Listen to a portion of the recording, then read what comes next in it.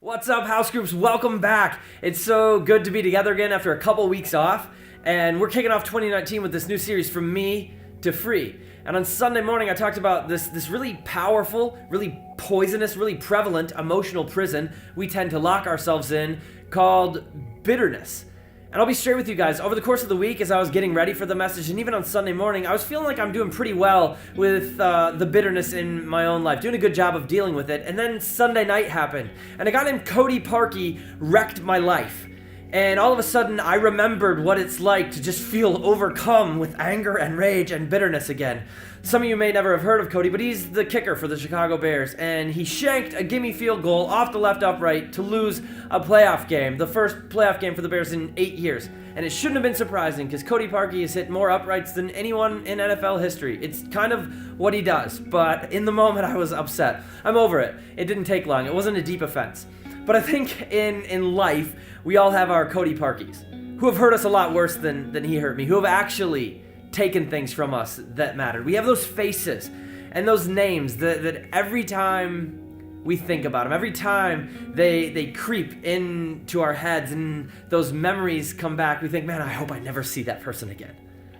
Or we think about the conversation we'd like to have with them if we did. Or we think about paying them back, and we'd get them back if no one was watching. And the truth is, if we read that something bad happened to those people, those names, those faces, something inside of us would be happy, and that's because we have these bitter roots and these bitter memories growing inside of us. Bitterness grows out of the soil of pain. And it's a common experience to every single human on this planet because we've all been hurt.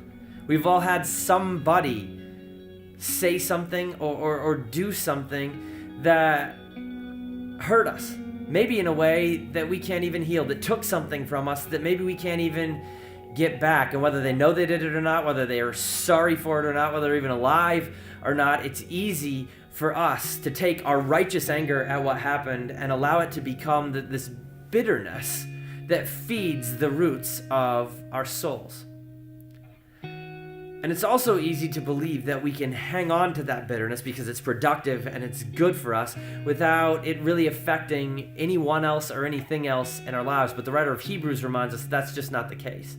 Tells us that pain can leave us spiritually crippled because something inside us gets dislocated. It's not right anymore. And it says when that happens, when we suffer, when someone hurts us or wrongs us, it's easy for our souls to grow bitter, and eventually what we're feeding the roots of our souls gets fed into every single area and every single relationship in our lives, whether we want it to or not. Bitter roots produce bitter fruits, and the fruit of our life will look like whatever we're feeding our souls. And it's so easy as human beings because this world is so messed up and we get hurt so often, to allow the roots of our souls to grow in the soil of pain and become bitter. And that bitterness affects everything we are and everything we do. I read an article this week about a guy named Tyrann Mathieu.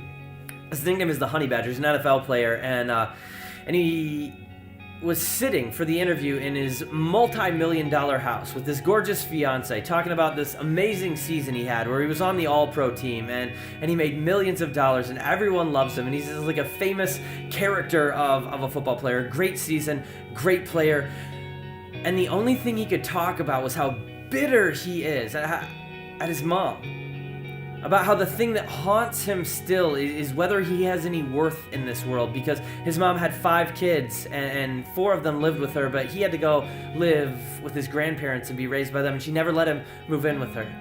And his fiance talked about how it's a struggle to get him to be vulnerable. It's a struggle to get him to feel loved. It's a struggle to get him to appreciate any of the things that he's been given, because he's so haunted and so frustrated by this bitter root in his soul, because of the way that his mom treated him and the way that his mom hurt him as a kid growing up. And I just sat back and couldn't help but realize that maybe that's like our story on steroids, but it's so familiar to so many of us.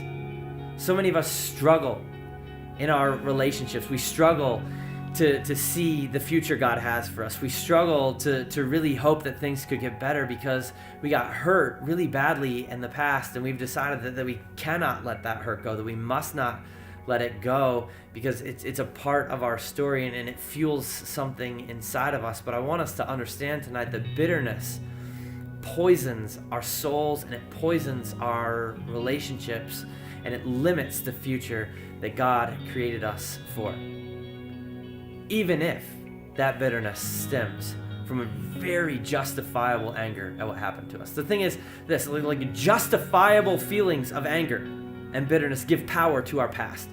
But tonight, what I want you to understand is God wants to give freedom to your future, and the way to experience that freedom is forgiveness. The Bible's clear about that time and time and time again. If we want to be set free from the prison of our pain, we got to forgive. And on Sunday, I gave us like a really simple 3C method of forgiveness. You need to call out the person who hurt you by name. Like specifically, who is it that hurt you? You need to calculate what they owe you. If it's money, that's easy to calculate. If it's time or if it's something that you wouldn't have sold and you can't buy back, maybe you can't put a number on it, but you need to specifically determine what it is that was taken from you. Like what transaction would have to happen to give that back. And then you need to cancel the debt. Jesus told us that forgiveness is canceling a debt and say, look, that person hurt me, that person owes me this, I'm canceling the debt. I will not carry it around with me any longer. So the thing is, when we accept God's forgiveness, we're set free from carrying around the weight of our sin. But when we extend forgiveness to the people who owe us something, we are set free from having to carry around every minute of our lives, every day of our lives, the weight of their sin.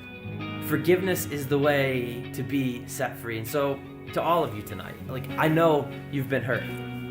I know you have because you're human. And I've been hurt.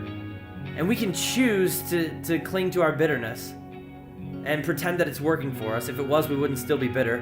We can pretend that it's working for us, and we can live in the prison of our pain for the rest of our lives. And we can pretend too that it isn't affecting every relationship and everything we do, but it is. When the bitter roots grow, they produce bitter fruits. Or we can be set free by deciding, not because we want to and not because it's easy, but because God forgave us, because Jesus gave his life on the cross so that we could be forgiven and set free, to go and do the same thing on a smaller scale for the people who hurt us and say, look, I'm canceling that debt. I won't carry it around with me anymore. I want to live free.